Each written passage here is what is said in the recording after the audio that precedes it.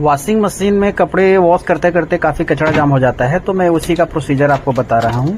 ऊपर का कैप आप निकाल लीजिएगा। कैप निकालने के बाद एक स्क्रू होता है, इस स्क्रू को ओपन कर लीजिएगा, इजीली ओपन हो जाएगा।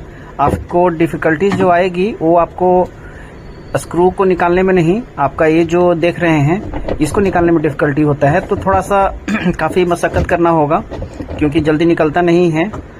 मैंने तो साफ़ किया था कुछ देर पहले ही, तो मैं सोचा एक वीडियो बना दूं कैसे निकलता है, तो उसी का बनाया हूँ। ये इजीली निकल जाएगा और इसके अंदर कचरा फंसा हुआ रहता है जिसको आप पानी से धो लीजिए और धो के क्लीन कर लीजिए, ये भी आपको ओपन हो जाता है।